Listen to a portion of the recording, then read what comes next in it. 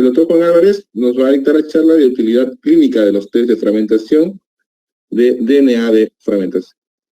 DNA espermático. A ver. Ya lo tiene. Me lo enviaste a micro, Dieguito.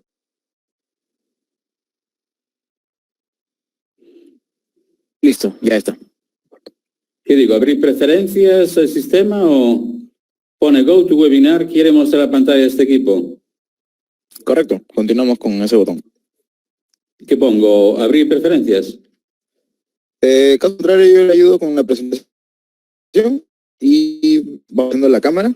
Yo le ayudo con la presentación, no hay problema. Sí, vete la poniendo y ya está. Perfecto. Así no perdemos tiempo.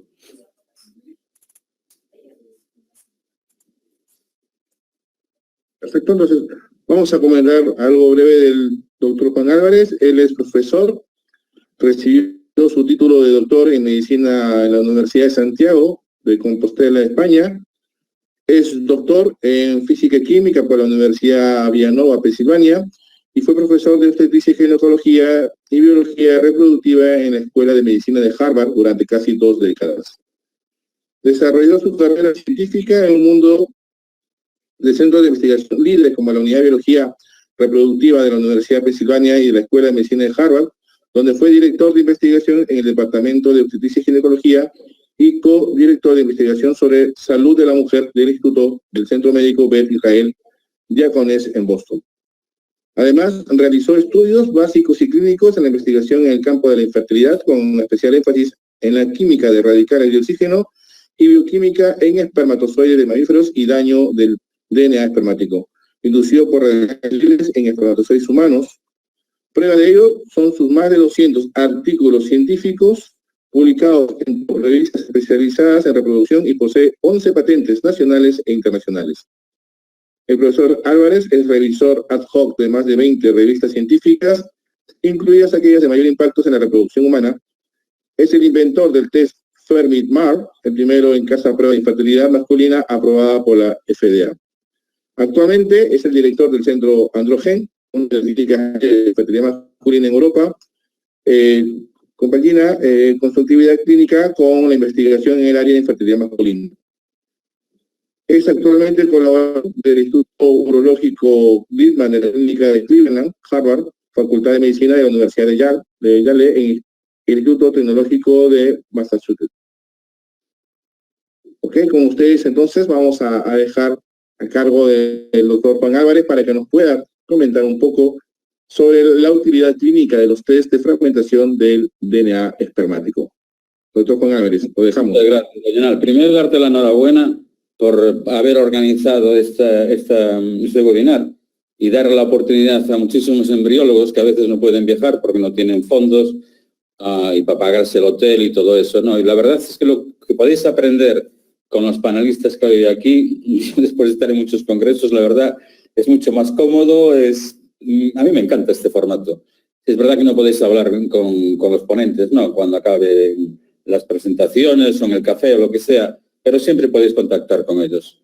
El trabajo que os voy a presentar ahora, como veis en el título, la utilidad clínica de los test de fragmentación del DNA espermático, algunos os podéis preguntar, vamos a ver, usted estuvo trabajando, o tú estuviste trabajando durante, pues mira, empecé en el año 80 a trabajar con radicales libres y estudiamos que es la bioquímica y biofísica y consecuencias en el espermatozoide de los radicales libres. No, a mí no me gusta hablar de ROS. Yo prefiero hablar de los radicales por su nombre. El anión superóxido, hidroperoxil radical o hydroxyl radical o lo que sea. Pero no me gusta hablar de ROS. Pero bueno, en algún momento a lo mejor lo veis abreviado. ¿Y por qué me interesé yo por la fragmentación de DNA si trabajaba en ese campo? Pues resulta que en el año 1992 conocí a un tal Bruce Ames, que era catedrático, full professor, en la Universidad de Berkeley, en California, y él empezó a estudiar la oxidación de nucleótidos del DNA espermático. Me llamó mucho la atención, ¿no? Porque se podía medir también este tipo de nucleótidos oxidados en la orina, no solamente a nivel del DNA espermático. Y fue ahí donde empecé a colaborar con Don Evanson, que fue el que desarrolló el test SCCA, Luego contribuí al desarrollo del allosperm test y el dispersion test también aquí en España. Y bueno, trabajé con el túnel, con muchos tests. No, yo entonces en aquellos momentos os voy a mostrar entonces ahora. ¿Pasas tú las diapositivas, Diego? Ah, ya está, vale. Lo puedo hacer yo. Como veis ahí, hablo del valor predictivo de los test de fragmentación de DNA. En general, hay uno que os voy a hablar después de él, que es una excepción a esto, pero en general, los test que ya os mencioné, el SCSA, el allosperm, el túnel, el SCD, todos estos test tienen un valor predictivo positivo muy bajo, es decir, cuando te dan un valor anormal, ese valor predictivo es muy bajo. Luego tienes que tener en cuenta que el 98% del DNA está formado por regiones no codificantes. Si bien es verdad que los intrones cada vez están cobrando más importancia, no es lo que se llamaba antes DNA garbage, sino que no son tan garbage como se quería decir antes. Luego, te que tener en cuenta que las polimerasas, tanto del ovocito como del embrión, pueden reparar el daño del DNA somático, sobre todo en donantes de óvulos. Yo trabajando con parejas que hacen gestación subrogada en Estados Unidos, sabéis que las donantes normalmente pues son chicas jóvenes, ¿no? Entre 21 años, algunas pueden tener más, pero bueno, puedes escogerlas, ¿no? Entre 21 y 25 años. Normalmente esos ovocitos se supone que son de buena calidad y que sus polimerasas sí que podrían reparar daño incluso de doble cadena, no solamente de cadena sencilla. Luego, el valor predictivo negativo, o sea, un valor normal, no es que sea bajo, pero puede ser relativamente bajo. Y un resultado normal podría estar asociado a daños de nucleótidos o a daño de doble cadena, algo que hasta ahora no se medía o hasta hace muy pocos años, que es lo que se consideraría pues un daño no reparable, ¿no? El de doble cadena, si bien es cierto que en algunos casos se podría reparar, pero excepcionales. La siguiente, Diego. Aquí tenéis un ejemplo de los nucleótidos que pueden estar oxidados, tenéis la 8-oxoguanina, bueno, de oxoguanina. No me voy a entretener con eso, simplemente para que sepáis que una cosa es medir roturas de cadena sencilla, cadena doble, y otra cosa es nucleótidos oxidados. Que para que os hagáis una idea, imaginaros que el genoma del embrión, una vez incorporado el genoma paterno, es como un manual de instrucciones. Si tuviéramos nucleótidos oxidados, sería el equivalente a tener páginas borrosas, es decir, el embrión tendría problemas a la hora de leer la información genética y podría dar lugar a un bloqueo embrionario, por ejemplo. Siguiente. Por lo tanto, la conclusión a la que llegué hace varios años, en aquellos momentos, estamos hablando del año 2015, 2016, realmente no sabemos lo que estamos midiendo. Yo a veces cuando hablo con colegas aquí en España, ¿no? Que pues tienen la tecnología del allosperm o el sperm dispersion test, o chromatin dispersion test, perdona, que yo los critico muchas veces porque no, esos test, como os dije antes, tienen un valor positivo y negativo muy bajo. Ellos, claro, quieren reivindicar que no es así, pues no es cierto. Hay que ser realista y luego veréis cuál es el test que yo recomiendo implementar también en vuestros laboratorios. Siguiente. Este trabajo creo que ya os lo mandé por WhatsApp al grupo y es un trabajo para aquellos que hacéis investigación biomédica o de otro tipo de tecnologías, que sepáis que la idea de este trabajo no necesitó ningún trabajo experimental en el momento que lo diseñamos, sino que fue pura creatividad, pues utilizando el sentido común y el conocimiento que tenga alguien, ¿no? Sin embargo, las conclusiones a las que llegamos Denis Sacas y yo, los que no conozcáis a Denis Sacas, deciros que es un monstruo, ¿no? En temas de fragmentación de DNA es buenísimo, es una bellísima persona y es un gran científico. Entonces, él acaba de dar una conferencia en el Congreso de ESRE en Barcelona y nos sentamos en una mesita de estas y empezamos a hablar y bueno, pues escribimos el trabajo ese que os recomiendo que lo leáis porque es como un trabajo enciclopédico sobre lo que es la fragmentación. Si bien en esos momentos no teníamos el test que os voy a comentar después, que sí tiene valor predictivo. Siguiente.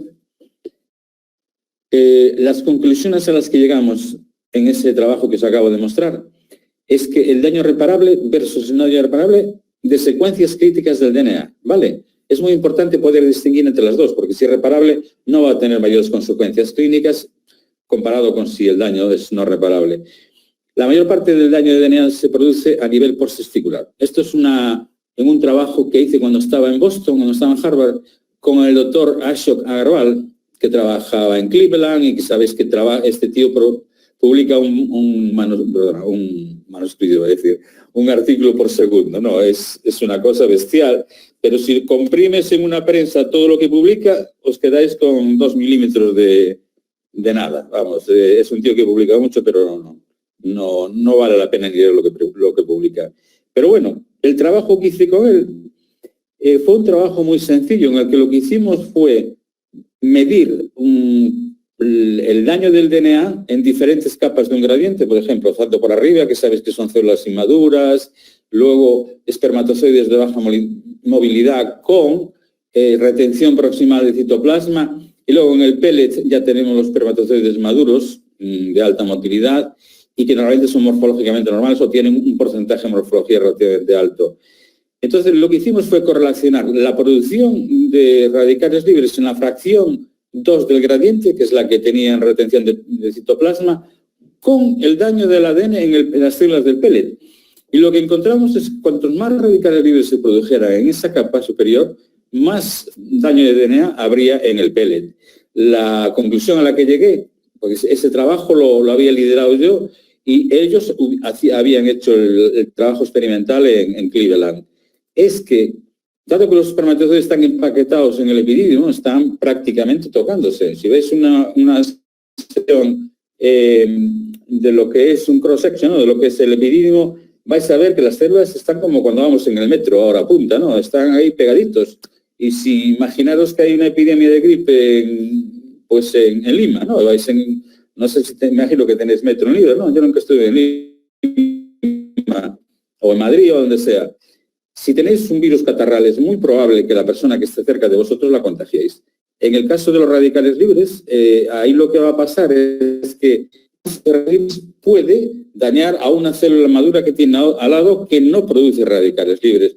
Por eso cuando veíamos el daño del DNA en el pellet del gradiente, que es donde están las células de mejor calidad, veíamos que se correlacionaba con la producción de radicales libres. Pero bueno, lo que os quiero decir, mi conclusión fue que en el epidídimo se puede producir daño cruzado de espermatozoides o daño del DNA cruzado de inmaduros, espermatozoides maduros que en principio no tenían daño de ese tipo.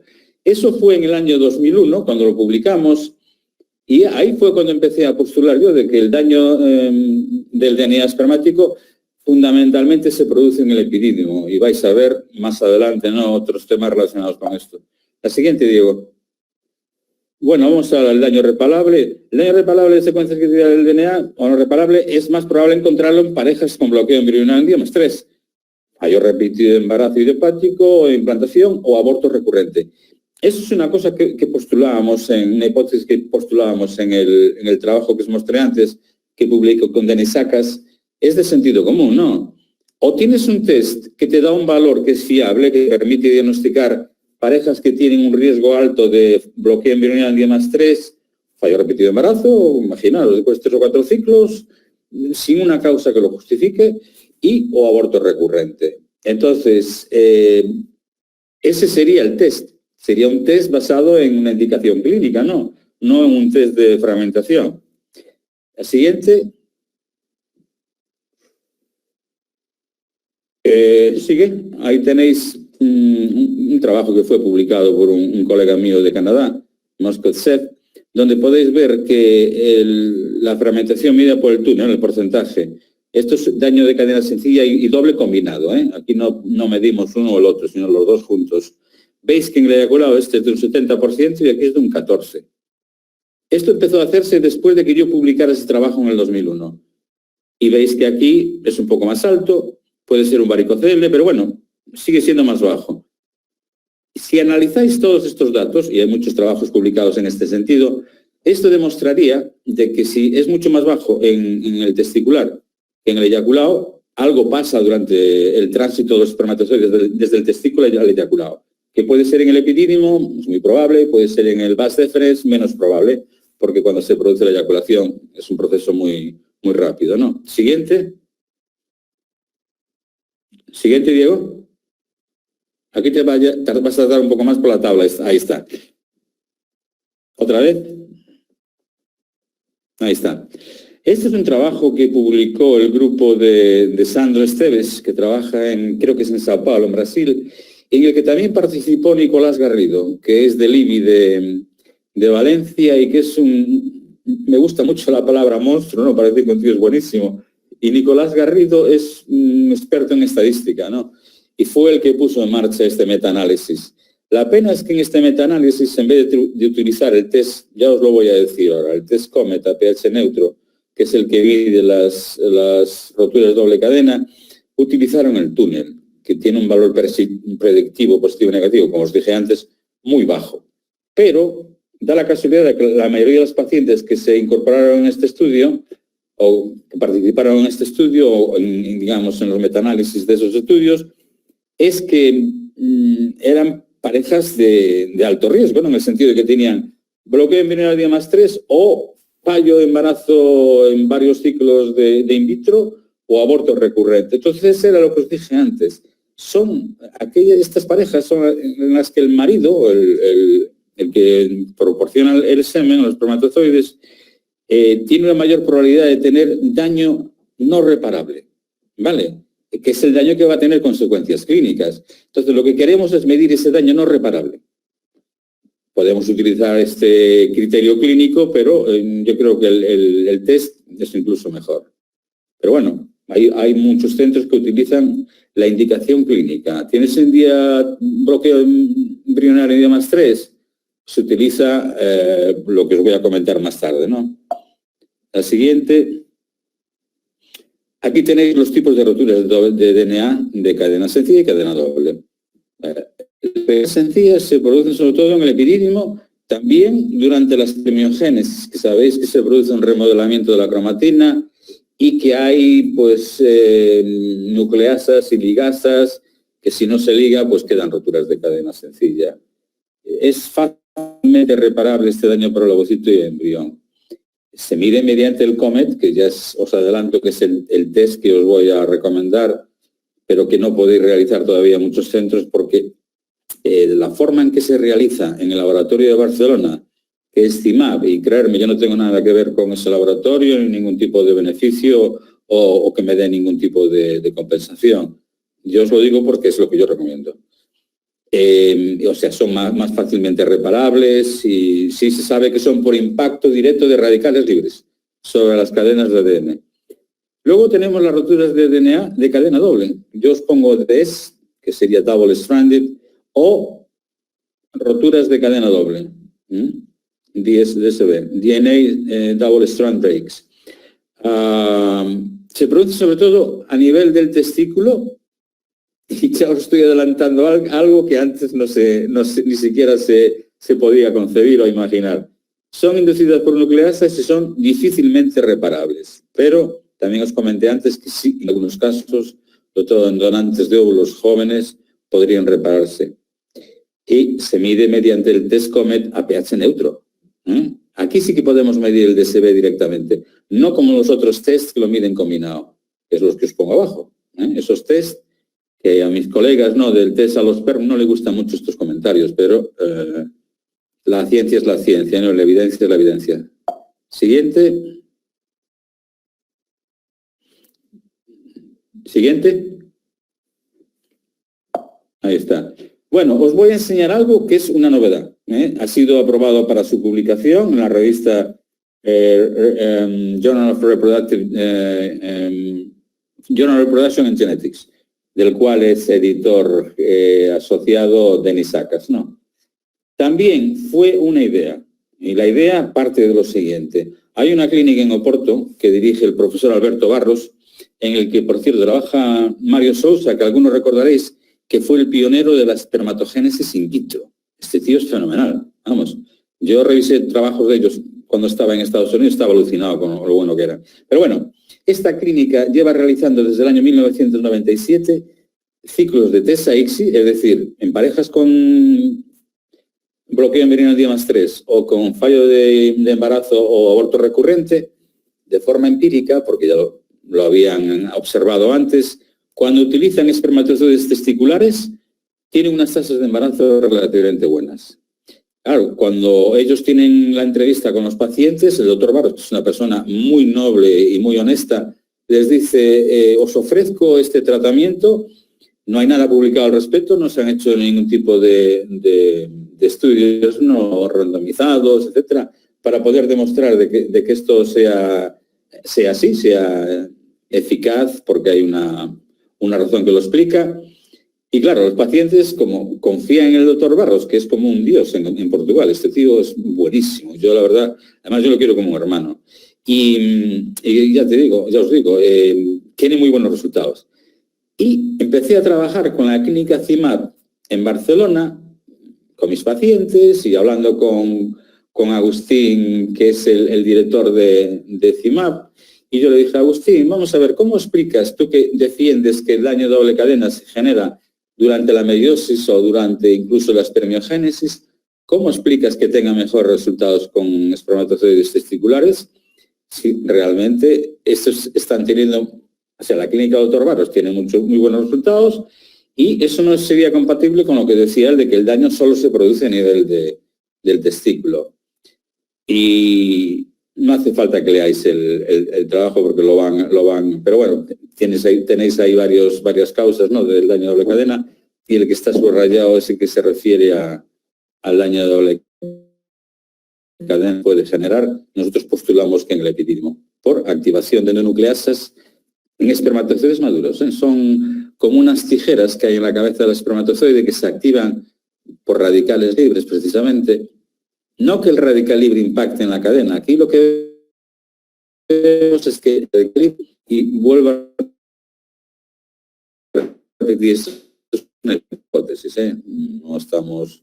Para demostrarlo tenemos que medir el daño de doble cadena en espermatozoides testiculares, lo cual requiere recoger uno por uno los espermatozoides con la aguja de ICSI y pasarlos de la gota de PVP o lo que sea a otra gota para, una vez que tengamos X números de espermatozoides, poder analizar el daño de doble cadena. Siguiente. Aquí tenéis, por ejemplo, lo que ocurre cuando hay daño de doble cadena, ¿no? Lo vais a ver los que tengáis el embryoscope o algún tipo de sistema para ver los embriones, que afecta pues, un retraso en el desarrollo embrionario, la estimulación y mucho más aún. Un bloqueo en día más 3, o un número menor, una tasa menor de blastocistos. La siguiente.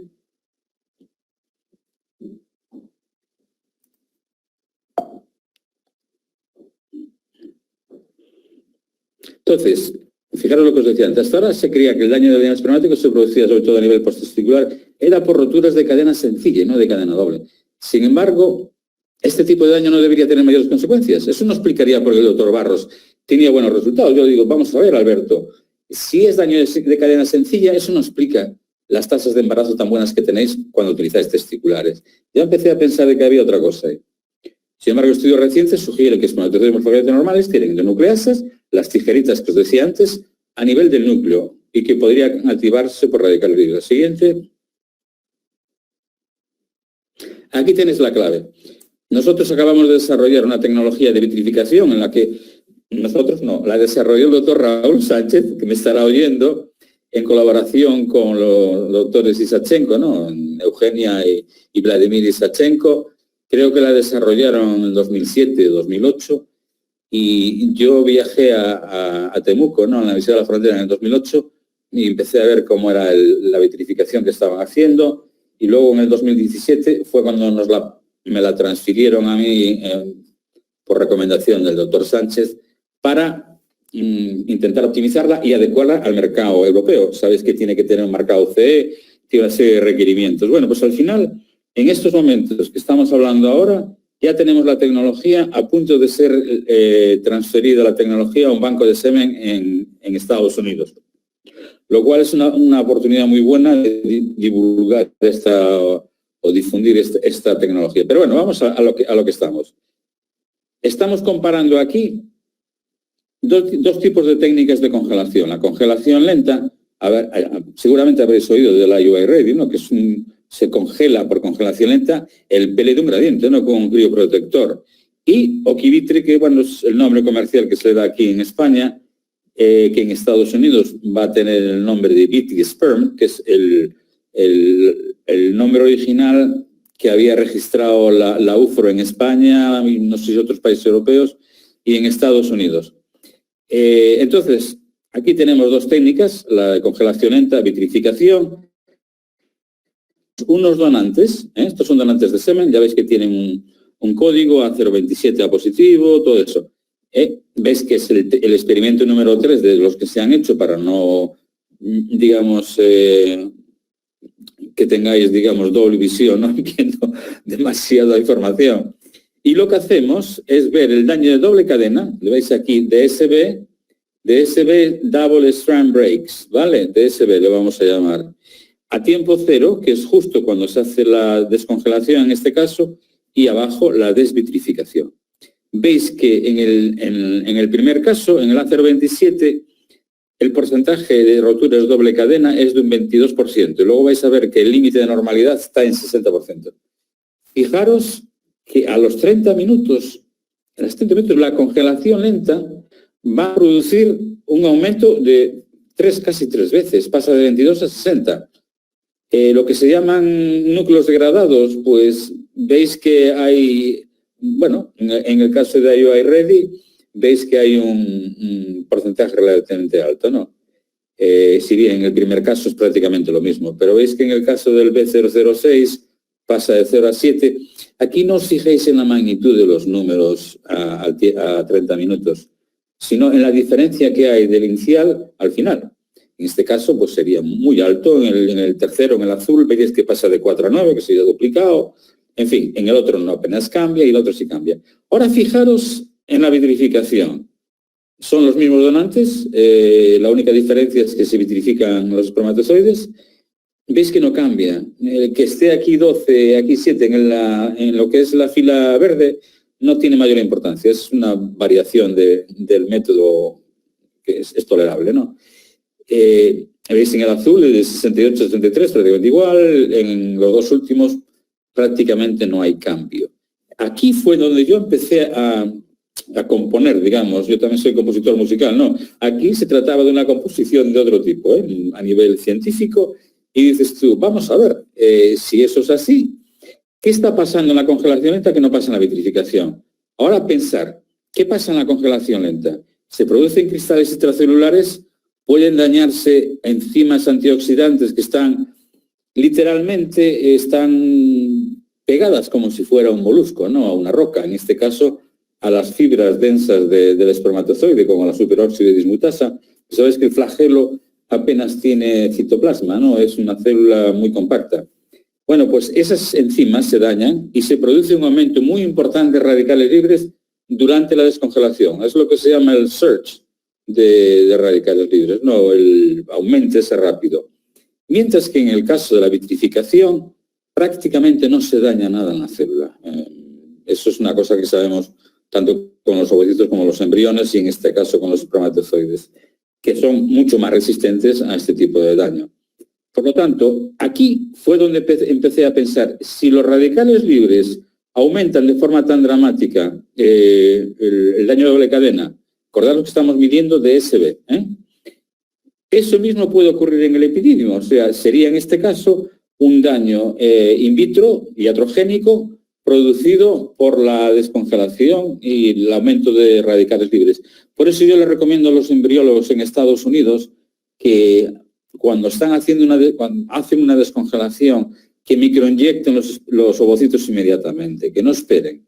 Porque no sabemos, esto es de 0 a 30 minutos, no sabemos si empieza a los 10 o 15 minutos, no, pero que hay que moverse rápido. Mientras que con la vitrificación tenemos esto hasta 1 hora y no cambia. La siguiente.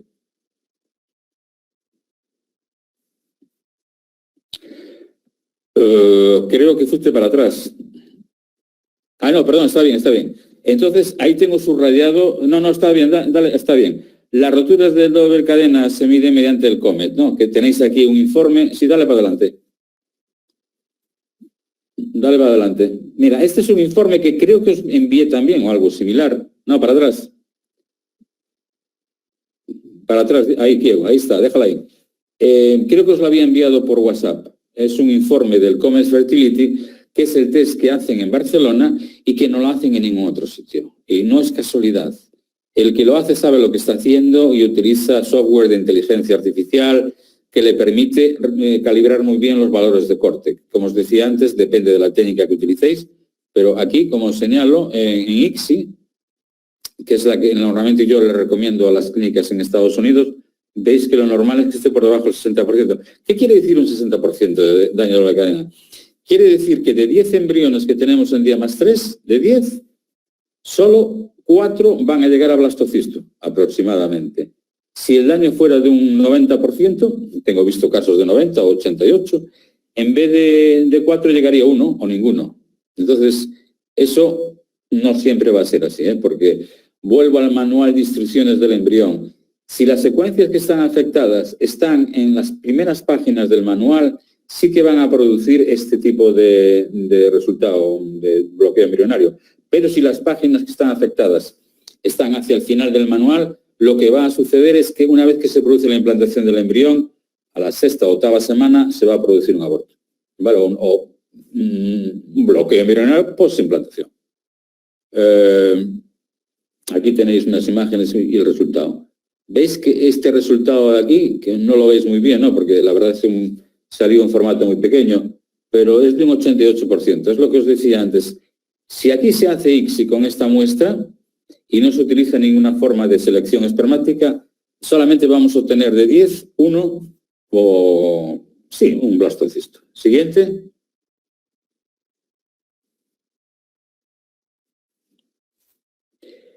Esta es la pregunta que nos hacen siempre los clínicos, ¿no? A ellos les importa un carajo cuál es el mecanismo, si son endonucleasas, lo que sea. ¿Qué podemos hacer para bajarlos? Siguiente. Por cierto, que yo también soy clínico. Tengo la especialidad en obstetricia y ginecología que hice en Estados Unidos, pero ya me entendéis, ¿no? Que los clínicos que tienen muchísimo mérito, ¿no? Pero que hay algunos que no tienen esa inquietud científica y cuando empiezan a escuchar estas cosas, pues se desconectan un poco. Bueno, ¿cómo disminuirlos? O bien utilizando los dispositivos de microfluídica que ya están disponibles en el mercado. Nosotros en estos momentos, con las clínicas norteamericanas, recomendamos utilizar el CIMO-TICSI, y que, según publicó el grupo de Pujol y colegas, ¿no? En el que está también Agustín García Peiró, que es el director del laboratorio CIMAB, donde hacen el Commerce Fertility, reduce el daño de doble cadena en un 50%. El paciente que visteis antes, que tenía un 88%, pasaría a tener un 44%, es decir, de 10 embriones en día más 3, llegarían 6 aproximadamente a blastocisto. Es más o menos en general, ¿no? No quiere decir que sea de 10, 4, pueden ser 5, pueden ser 3, etc. O el uso de espermatozoides testiculares cuando el total motile count es inferior a 5 millones, porque en estos casos incluso lo tienen hecho con 1 millón de móviles, ¿no? Pero para ser, digamos, siendo conservador, 5 millones está muy bien. Entonces, si está por debajo de 5, hay que utilizar otra técnica porque no recuperáis espermatozoides al otro lado del... Aquí tenéis más o menos un ejemplo, ¿no? De lo que es el dispositivo de microfluídica. Hay varios, hay muchos en el mercado, pero bueno, básicamente de lo que se trata es de recuperar los que tienen daño de cadena reducido más o menos en un 50%. Si no podemos recuperarlos, porque hay muy pocos, entonces se puede ir al testículo. Se puede hacer normalmente hay que recomendar hacer biopsia testicular. Lo de la aspiración, yo lo tengo visto en el urólogo de la clínica Dr. Barros en Oporto, y él siempre recomienda utilizar la técnica de TESE, porque se recuperan muchos más. Por lo tanto, si es superior a 5 millones, utilizar un dispositivo como el CIMO-TICSI. Es decir, no solamente que podemos diagnosticar, imaginaos que diagnosticamos un paciente que tiene LELA, ¿no? Esclerosis lateral amiotrófica, desgraciadamente no podemos hacer nada por curarlo, ¿no? Aquí sí podemos reducir a la mitad, y en el caso del testicular, que todavía está por ver cuál es la relación entre el daño de doble cadena en testiculares y eyaculado, yo creo que la reducción es mucho mayor aún. Siguiente, por favor. Ya vamos acabando, ¿eh? Estas son las conclusiones. La generación de daño de doble cadena a nivel posttesticular explicaría al menos en parte por qué los casos en parejas con bloqueo embrionario día más 3, fallo de implantación, aborto recurrente idiopático, es mejor con espermatozoides testiculares que con eyaculados. Porque las tijeras de las endonucleasas cortan el ADN en doble cadena. DSB que se produce en vivo a nivel posttesticular podría ser inducido, como se acaba de decir, por radicales libres. El test Cometa PS neutro podría ser de gran utilidad clínica en estas parejas. Si no tenéis acceso a este test, utilizarlo en parejas que tienen bloqueo embrionario D+3 o que tienen fallo repetido de embarazo o aborto recurrente. Tampoco hay que ser un ingeniero de la NASA, ¿no?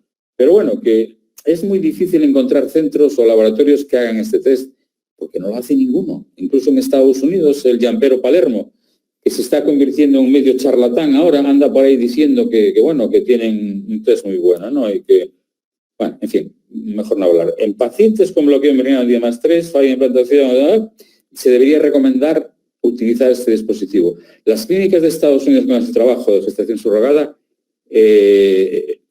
están utilizando el Zymotixi y que lo hagan en menos de 20 minutos, o sea, que no espere más de 20 minutos para hacer el recorrido a través del dispositivo, porque es muy importante el prevenir, porque ellos utilizan congeladas por congelación neta, no son vitrificadas. Entonces se puede producir ese tipo de daño.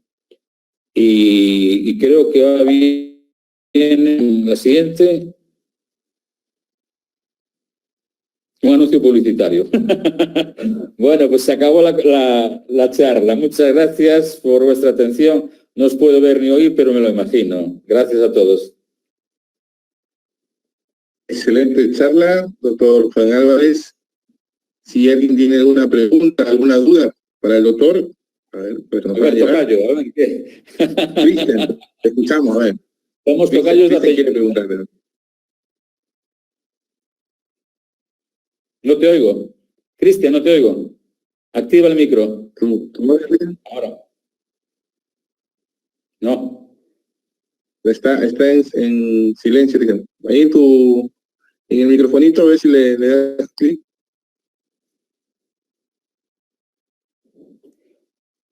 Vamos a ver si te ayuda, Diego, si lo puedes ayudar a Cristian para... A ver, voy a permitir todo, por favor.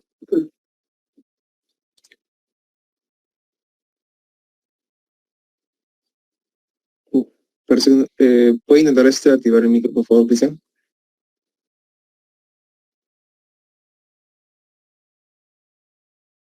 No se escucha, Cristian.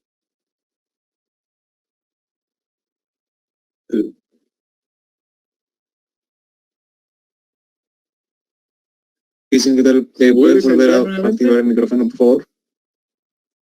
A ver, vuelve a activar el micrófono. Porque te debería permitir activarlo. A ver si vuelves a entrar mientras le vamos preguntando. Listo, Cristian, ¿puedes volver a intentar hablar, por favor? Ok, ¿me escuchan? Sí, perfecto, Cristian, te escuchamos claro y fuerte. Ahora sí, Cristian, ahora sí. Bueno, doctor Álvarez, para mí es un placer volverlo a escuchar. Lo conocí personalmente en el año 2007 en la Argentina, con Mónica Vázquez Levín. Ay, qué maravilla de congreso, macho.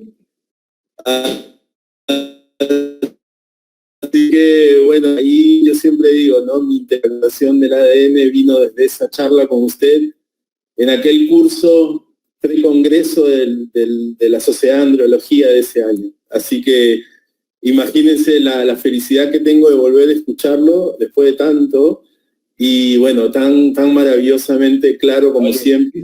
Cristian, ya trátame de tú, no me jodas, Bueno. que parece que...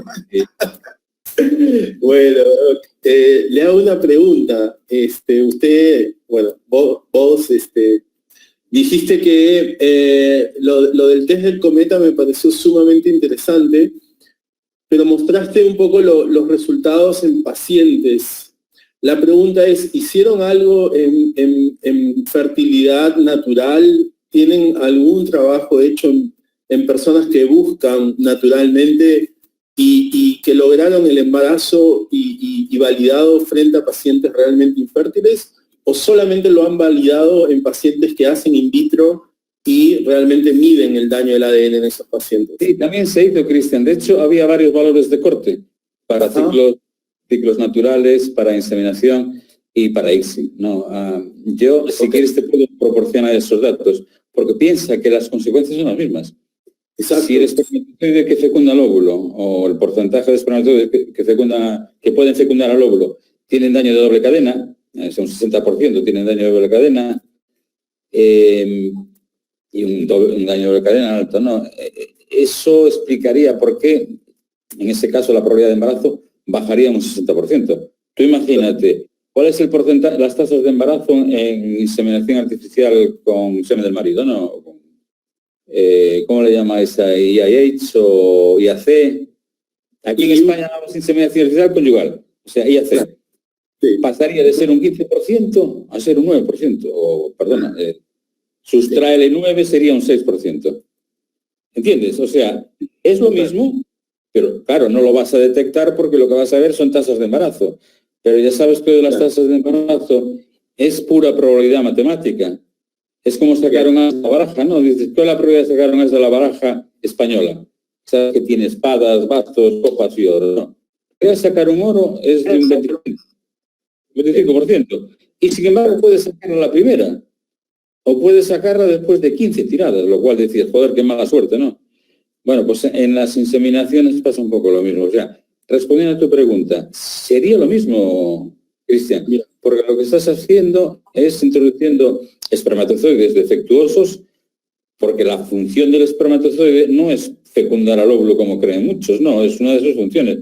La principal es depositar la carga genética que le va a servir al embrión para iniciar el desarrollo hacia blastocisto, ¿no? Y luego implantación en el endometrio. Entonces, a mí me gustaría, de alguna forma, porque me lo preguntasteis ya varios de vosotros, que el doctor Agustín García Peiró, que es un chaval excelente, es una bellísima persona, que pudiera contactar con centros como, por ejemplo, la Universidad de la Frontera en Temuco, porque yo la conozco muy bien. Tienen muy buena financiación, o la tenían, ¿no? Y son centros en los que se puede acceder a este tipo de test. Lo que pasa es que, claro, el doctor García Peiró tendrá que asegurarse de que está protegida ese technology transfer, porque hay varios piratas aquí en España, y ya los pongo así entre comillas, cabrones, que andan por ahí intentando copiarle el test al doctor García Peiró. Yo sé quiénes son, ¿eh? Sé quiénes son. No me corto un pelo, los veo por ahí y digo, voy a pegar un hostia, cabrón. Pero bueno, los hay, están por ahí y hay que tener cuidado con ellos. Entonces, si eso se hace un technology transfer a la Universidad de la Frontera o a Lima, donde estás tú,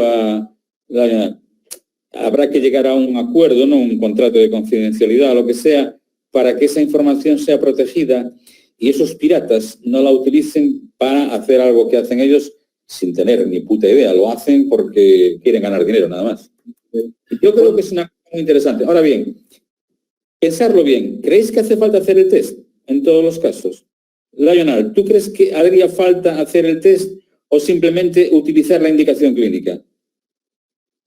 En realidad va a depender mucho del punto de partida de que el paciente cuando llega a consulta y tenemos que tener una historia previa. Si vemos que realmente el paciente, después de hacerle un estudio de espermograma, no tiene en realidad un valor alto o una calidad espermática que nos lleve a pensar que puede estar asociado con daño a nivel de ADN, hay que pensarlo si le vamos a pedir.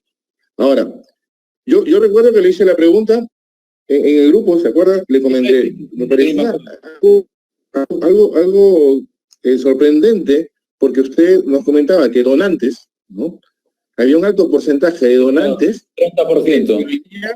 Que venían con alto porcentaje de daño de doble hebra, y mencionaba de que para que realmente haya un efecto negativo, tenía que superar el 60% de espermatozoides con daño de doble hebra, que es un valor muy alto, y tanto para el túnel que lo usa. Pero eso pasaría con los pacientes no hormozoospérmicos también, ¿eh?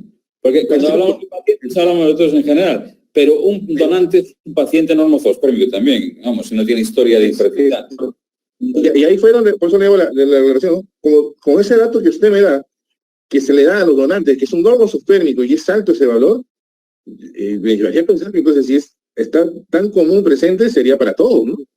De hecho, nosotros, en el banco de semen, al cual le transferimos la licencia de la tecnología desarrollada por el doctor Raúl Sánchez y Eugenio y Vladimir Checo, y también Mabel Schultz, que la habréis a lo mejor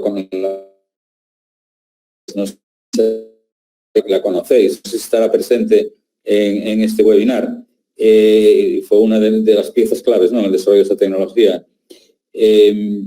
Vais a ver, ¿no?, de que se transfirió al banco de semen de Vitoria, en el País Vasco, y claro, no sabíamos nada de este tipo de problemas, ¿no? Fue cuando empezamos a ver que había este tipo de daño de doble cadena en donantes o candidatos a donante y que eran rechazados. O sea, nosotros ahora rechazamos a los candidatos a donante que tienen daño de doble cadena superior al 60%. Porque eso, había un donante, no sé si os fijáis en la tabla que os mostré antes, si tiene 60, la vitrificación no va a hacer nada. ¿Entiendes? Entonces, lo que hay que hacer es no coger a los que tienen daño superior a un porcentaje, que eso va a depender de la clínica o del laboratorio, en este caso del banco de semen. Pero que tiene su lógica, basado en lo que te dije cuando me lo preguntaste. Entonces, tú no quieres tener donantes que tengan una probabilidad de producir bloqueo embrionario o fallo de implantación o aborto recurrente. Entonces, todos los donantes que tengas en el banco tienen valores de fragmentación o daño de doble cadena, roturas de doble cadena, por debajo del 60%. Es más, yo lo pondría por debajo del 50%. Porque a veces os preguntáis, ¿por qué la tasa de blastocisto no es de un 80%? Y es por eso. Y sí, ¿no? Y podemos verlo cuando hacemos un caso no en donantes, sino en pacientes. Y a veces los médicos nos preguntan, oye, pero si la muestra que me mencionaste estaba excelente, ¿por qué en un paciente me vas a entregar al menos un solo blasto que haya llegado? Y en otro paciente que tenía la misma calidad espermática, incluso haciéndolo en casos de ovodonación, ¿no? Tenemos 6 o 7 blastocistos. A veces por ahí, un paciente que tiene un problema en el corazón y es perfectamente saludable y es atleta y toda la hostia, ¿no? Y luego al final resulta que la palma porque tiene un problema en el corazón, que a no ser que le hagas un estudio más a fondo, como en este caso ver el ADN, no el ADN como hace el test ni el STCA, ninguno de estos test, no, sino el test COMET, pero no solamente el test COMET, neutro. Exacto, sí. Con unas garantías, digamos, de software. Exacto. Incluso nosotros con Pedro, ya hace muchísimo tiempo, cuando discutíamos cuál era la técnica, entre comillas, que podía darnos mayor información, y era el COMET, porque podíamos ver el daño a nivel de doble hebra. El único problema del COMET era pues poder llevarlo a cada centro de fertilidad, porque necesitamos un microscopio de fluorescencia. Voy a hablar con Agustín Layanal, y deberíamos de tener 3 centros en Sudamérica. Yo en Chile, desde luego, si Raúl está de acuerdo y lo pueden llevar a cabo, me gustaría que fuera uno de los centros. Yo tengo un cariño especial a la Universidad de la Frontera porque colaboro mucho con ellos, ¿no? Y fijaros lo que acaban de desarrollar, vamos, en el 2008, esta tecnología de identificación, que no lo hizo nadie, joder. Y luego piensan de Sudamérica que son, no sé, son mejores los americanos que ellos, los del norte o los norteamericanos. La mierda. Lo que pasa es que ellos lo que tienen es pasta, ¿no? Y se acabó. Pero bueno, debería haber 3 centros, uno en México, otro, pues quizás una parte más central, ¿no? Pero bueno, yo me conformaría con que todos los que nos están escuchando ahora, si quieren hacerlo, pudieran hacerlo en algún sitio en Sudamérica. Joder, vamos, si se firma un contrato de confidencialidad, ellos harían el technology transfer a vuestros laboratorios, se llegaría a un acuerdo. Claro, hay que hacer un estudio econométrico, ¿no? Porque no vais a montar un test de este tipo que os va a costar dinero el mantener esta tecnología, si luego no va a haber demanda. Y luego ya tenéis que ver vosotros qué precio vais a poner. Porque aquí en España puede hacer por 200, 300 euros, me parece. Que viene a ser lo mismo que dólares americanos, ¿eh? Más o menos igual. Y vosotros le podéis poner un precio más bajo. No sé. Eso depende ya de cómo gestionéis vosotros este tema. Ahora, yo también os lo digo, yo al San Diego Fertility Center en California, si no pueden hacer el test, pues tampoco le hace falta, joder. Que en algunos casos sería recomendable hacerlo. Yo creo que la clínica habla por sí sola. Yo cada vez que veo a alguien que tiene de 10 embriones en día más 3, 1, es una clínica buena, con buen laboratorio, y dice, joder, aquí hay otra cosa. Esto no es un problema de laboratorio. Esto es un problema del embrión. No, Pedro, digo yo. En ese caso tiene que haber habido un error inimaginable, ¿no? En un laboratorio. Y entonces, ¿para qué vas a hacer el test? Si en mi caso siempre me lo confirma el test. O sea, yo hago el COMET y el COMET me va a confirmar lo que yo ya creía, que tiene bloqueo embrional día más 3. Otra cosa es fallo repetido de embarazo sin causa aparente, porque ahí, joder, ahí ya entra el problema de la implantación y muchos otros factores. De hecho, cuando lo hablé con Denis Sacas, lo de la hipótesis a que postulamos del daño a nivel del epidídimo que induce roturas de doble cadena, lo primero que me dijo él, en bloqueo embrional día más 3, te lo compro. Pero en fallo de implantación hay muchos otros factores, entonces no sabemos, y tiene razón. Pero bueno, por lo menos hay que descartar. Ahí sí que puede que estaría indicado hacer el test. Otra cosa, utilizar el CIMOT, ICSI o otras herramientas, ¿no?, de microfluídica para aplicarlo a pacientes con fallo repetido de embarazo sin causa aparente. Una cosa es que indiques, que llegues a una conclusión sobre lo que está pasando, pero luego tienes que hacer algo. Y ya os dije, los aparatos de microfluídica, los dispositivos, o una biopsia testicular. Vamos a ver, el doctor Barros en Oporto hacen biopsias testiculares en este tipo de parejas. No pasa nada, joder. Algunos quieren que le pongan el propofol, pues ponle el propofol. No quieren ni siquiera que le pongan una anestesia local en el cordón espermático. Se acojonan, ¿no? Cuando dicen que van a ir al testículo, ¡buah!, ya saltan de la silla. Entonces, pues, algunos que van al dentista también piden que le pongan propofol. Los duermen ahí durante 5 o 10 minutos y se acabó. ¿Me entiendes? O sea, eso es una cosa que los clínicos, los que sois clínicos, además de científicos, y los que estáis en el laboratorio, que por lo menos en las clínicas en las que yo fui director de la clínica y del laboratorio, los embriólogos tienen mucho que decir, cuidado. Y son los que le dicen al ginecólogo, vamos a poner este embrión y no el otro.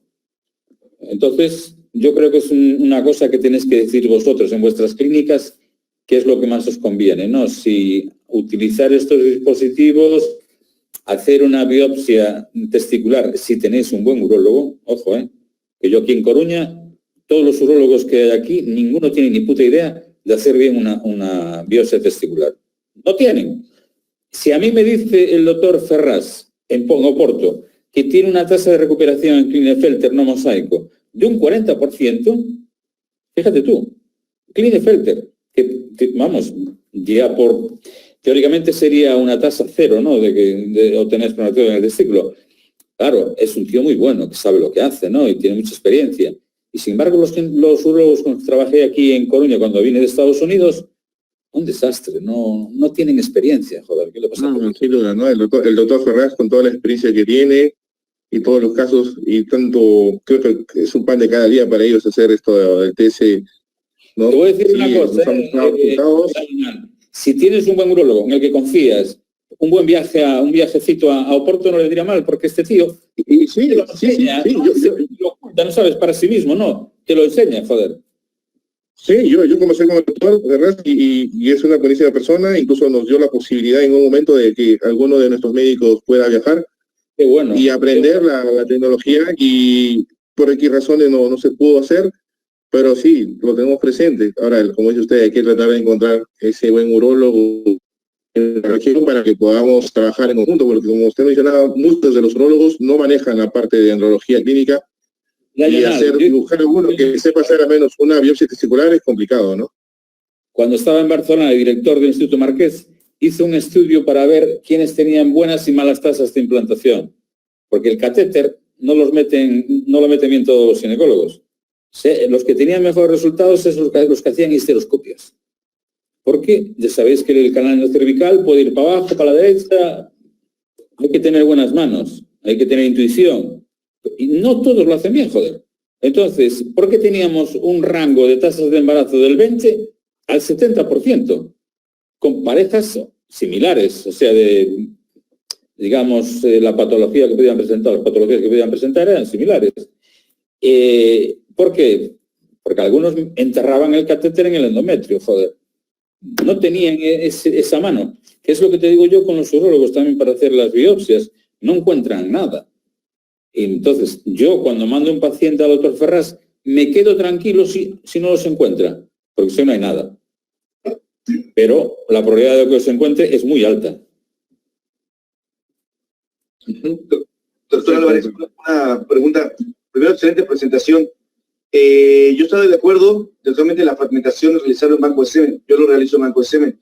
¿Qué opinión tiene en los donantes de hacer la prueba de fragmentación en fresco y posterior la técnica de congelación para saber que las muestras que uno va a ocupar, ya que cualquier otro laboratorio va a descongelar, tienen niveles de fragmentación no tan marcadas, no tan elevadas y disminuidas? Y como usted comenta, estoy de acuerdo que se debe utilizar el ensayo cometa neutro y alcalino para terminar cadena sencilla y cadena doble. ¿Qué opinión tendría de hacerlo tanto en fresco, es decir, un valor in situ del donante, la producción como está, pero después de la prueba de descongelación, independientemente de la técnica de congelación? No vemos diferencias, Pedro, entre lo que es el semen. Bueno, vamos a ver si las puede haber. En principio, cuando se mide el test de fragmentación de doble cadena, se hace en semen, no se hace con gradiente. Cuando vitrificamos las muestras, hacemos un gradiente primero, ¿sabes? Es como las IUI Ready. IUI Ready se hace un gradiente y se congela por congelación lenta. En Okivitri o Vitrisperm se hace un swim-up, pero bueno, nosotros recomendamos hacer un gradiente y se vitrifica, ¿vale?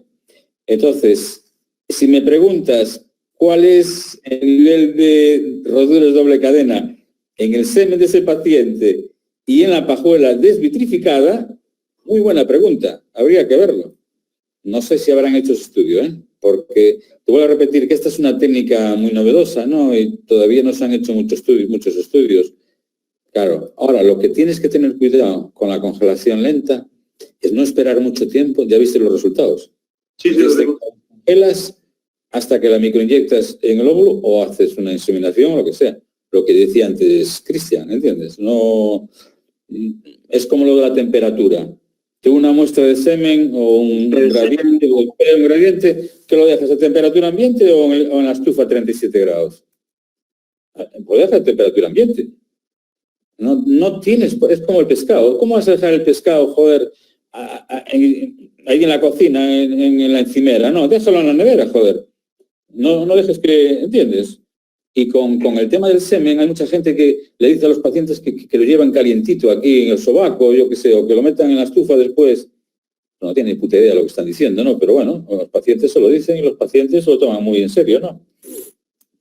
Pero ese tipo de estudios los podéis hacer vosotros, Pedro, cuando esta tecnología, que por cierto, esto es una cosa que va a venir, ¿eh? Se van a empezar a distribuir en Sudamérica los kits de vitrificación, de tal forma que vosotros lo podéis hacer ahí. O sea, no tenéis que comprarlo en ninguna compañía ni andar ahí combinando. Os dan una cajita con las pajuelas y todo lo que hay que hacer y el medio de vitrificación y podéis vitrificar vosotros. Y tú en el banco de semen también. Pero bueno, eso ya es una cosa que tenéis que valorar vosotros de cara al futuro, ¿no? Pero para hacer estudios sería una cosa muy interesante. Ok. Yo sé que tendríamos que hablar casi todo el día, nos quedaríamos conversando en los temas que nos apasionan, pero tenemos que continuar con el programa. Dile a los embriólogos que nos están viendo, biólogos, que siempre pueden contactar conmigo por WhatsApp. O sea, llamada por WhatsApp. Genial, les sale gratis. Que no manden mandando correos, porque los correos, al final, dices, no hay forma de explicarlo bien, ¿no? Te pones a escribir, pierdes una hora y al final eso lo puedes resolver por teléfono en 5 o 10 minutos. Sí. Perfecto, sí, por eso estamos en el grupo, lo tenemos en el grupo, ya están escuchando todos. Soy plano, soy tal, trabajo aquí en este centro y te quería preguntar tal, ¿podemos hablar ahora o más tarde, cuando sea? Yo le digo, mira, te puedo llamar yo en 5 o 10 minutos. Ya está. Pero mejor que mande un WhatsApp para que sepa. Porque los teléfonos no los tengo registrados. ¿Entiendes? Sí, genial. Hay más de 200 alumnos conectados que lo están escuchando y que ya creo que ya apuntaron, y si están en el grupo lo tienen su número, y es por eso que era importante que se presentaran con ustedes para que todas las personas podamos conocernos. ¿Sabes? Sepan. Yo pedía lo mismo cuando estaba en Estados Unidos, que tuve la gran suerte de trabajar con gente muy buena, ¿no? Y por cierto, la gente buena que yo conocí no fue en Harvard. Harvard tiene muy buen nombre, pero no le llegaba vamos, ni a la suela del zapato,